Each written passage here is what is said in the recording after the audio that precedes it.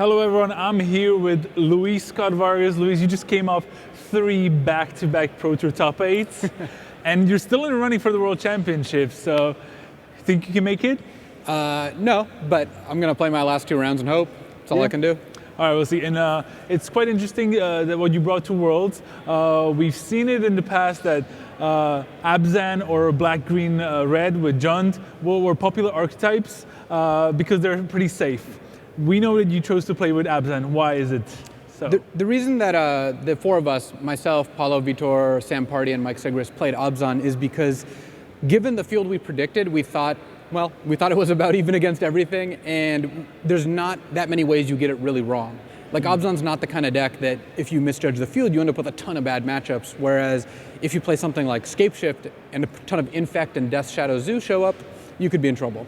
All right, so, well, black-green traditionally is a deck that, can really adjust as the cards get printed. We've seen it in the past, Seedrano, Tassiger, then maybe John decks picked up Cole against Command, and the Eldritch Moon gave you some new tools to play with. So, alongside Tarmogoyf, which is the staple, 4 of always, you brought 4 Grimflayers. Talk to me about why you brought Grimflayer to the table in Abzan specifically. Yeah, Grimflayer is awesome. He's just a great new addition because not only is it 2-mana 4/4 a good portion of the time, especially by about turn 4 or 5. Also, the ability to hit them and look at your top 3, choose which ones you want to keep, means that you get to stay on 3 or 4 lands exactly, never draw excess lands. Against creature decks, you keep putting Path and Abrupt Decay on top, and against combo decks, you just keep finding Thoughtseize and Inquisition. It's just a really powerful card, and the cards this deck already plays enable it well. All right, so it seems like you can get Delirium pretty fast with all your discard spell, your fetch lands helping to get that, and of course once you hit, it just keeps flowing. All right, Scavenging Ooze seems like a nod to maybe lots of the dredge decks. Yeah, Scavenging Ooze is kind of this weird card where there's no matchup where it's just amazing, because even against the graveyard deck, it's a little bit slow, but it's pretty solid in a bunch of matchups. That's like Abzan in a nutshell right there, because you have Ooze in the mirror, which can mess with their Delirium off Grimflayer, maybe shrink Tarmogoyf. We've seen a couple times this tournament, exile a Lingering Souls if it's hanging out in the graveyard. And then against the graveyard-based decks, it can do a lot of work. It also gains life against burn. It just does a lot of little things. Sure. Speaking of graveyard-based deck, what about the Anafenza? I mean, it's pretty good against some of the graveyard deck, but also pretty big on its own. Yeah, Anafenza didn't come from a desire for another graveyard card. She came because we wanted another creature that could attack. Tireless Tracker was another one we considered. She's a 3-mana 4/4 primarily, and then secondary is that she does exile cards, so she does kind of give you extra edge against something that is trying to utilize the graveyard.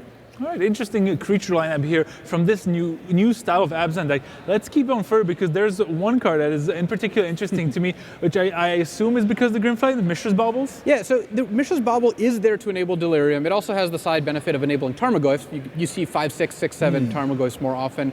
There's a lot of cool little tricks you can use. I played against Mike Sigris last round, and I was going to cast Inquisition of Kozilek, so I used Bauble on him first to get a little more information so I know what I should take. You can also do something which I've also done, which is use Bauble on yourself when you have a fetch land like a Verdant Catacomb, and decide whether you want to crack the fetch land before drawing the Bauble card on the next turn. So you get to have a little bit of card filtering, plus just hitting Delirium. Yeah, so also, Delirium and Lingering Souls, it's a card that really came up when Grimflayer was first spoiled, that people were really excited about trying those together. And it's also another reason why for the Grimflayer, right? Yeah, it used to be, I think, pretty close, whether you wanted to play red for Lightning Bolt or white for Lingering Souls, whether you want to play Jund or Abzan, or even straight black-green, sometimes you did that.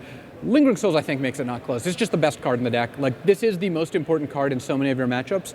Granted, against a combo deck, it's one of your worst cards, but in the mirror, it's great. It's great against Infect, it's great against Affinity. It's just a great card. Yep. So 4 Lilianas, we've seen the decks fluctuate between 2 and 4.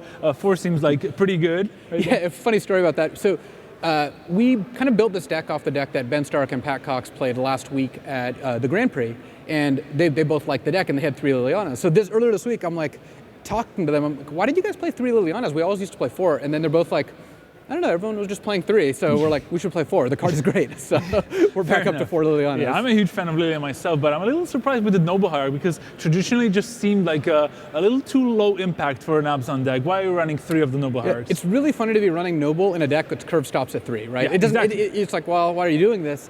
The reason is, one, the Exalted is very relevant, especially with Grimflayer and Tarmogoyf. It lets your Tarmogoyf attack past theirs. It lets your Grimflayer attack past a 2/2 early in the game and a 4/4 later.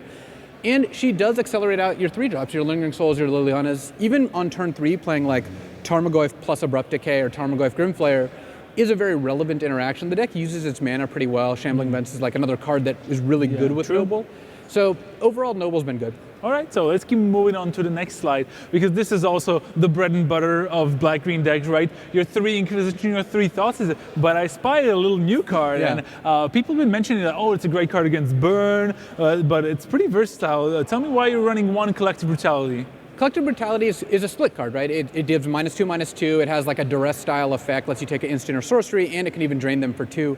The reason it's in there is because there's 2 matchups where it's just great. It's great against burn, it's great against infect, because you want multiple modes, and only paying 2 mana for that is awesome.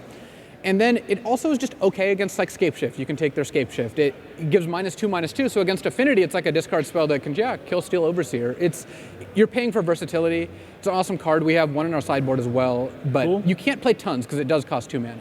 All right, so let's keep moving on, because after discard spell, there's the removal, right? And a lot of people have been talking about Lightning Bolt against Path, and how Path might be a better choice for the metagame. So where do you stand on this debate? Well, we like Path. Again, Lingering Souls pulls us into white, but Path is good too. The fact that it can kill Tarmogoyf, big Death Shadows, we expected a number of players to show up with Bant Eldrazi. Killing Thought-Knot Seer, Reality Smasher is really, really important. So we really like Path a lot more than Bolt right now. Yeah, so that's supplemented by the 1 Murderous Cut here on the right, and just to Abrupt Decays, we see anywhere between 2 and 4. 2 seems like a middle of the road kind of. Yeah, it's on the low end, but for this particular metagame, we expected a few more Bant Eldrazi than you would normally find. So Abrupt Decay is one of your weakest cards there, so we trimmed a Decay for a cut. I could see other metagames just playing 3 Decays like no Murderous Cut. Fair enough. All right, so let's have a quick look at the lands there, because that's fairly straightforward. So interestingly, 3 Shambling Vent, no Stirring Wildwoods, no Hissing Quagmire. We've seen a couple of those. Shambling Vent, the best out of those? So you have like 1 interesting land slot, the rest just produce mana. You can play Shambling Vent. Galvany Township is another option that Tiago played and was actually quite good against me. Yeah. The reason we went Shambling Vent is getting incidental life gain in helps against burn. It's really a good combo with Noble Hierarch. Attacking for 3 and gaining 3 life is really good. And also because of Noble Hierarch, you want all your green sources untapped. So all your green lands need to come to play untapped. That means we want a tapped black-white. That makes a lot of sense. All right, so a lot of fetch lands here to fix the mana. It's a 3-color deck after all. And moving on, there's also some dual lands. Temple Garden, Overgrown Tomb, Godless Shrine, supplemented by Twilight Mire, fixing with the mana, with the double black for Liliana, also turn to Grimflayer, things like that. Yeah, it lets you cast Liliana off Noble Hierarch. You can play turn 1 Noble, turn 2 Liliana, and that's really important. Also, it's a painless, untapped source of black and green. All right, and just last slide with a couple of the one of each basic lands. Yeah, it hurts me to play only 1 of each basic. I love playing tons of basics in my deck. My standard deck has like 10. Sure. But you don't have room for everything, so 1 of each basic. Yeah. Right. So there you have it, Abzan, the bread and butter of this metagame. 8 people came here with the Abzan deck. You just had an interesting glimpse into a Grimflayer future in Modern here. So that's it for me and Luis Scott-Vargas at the Deck Tech.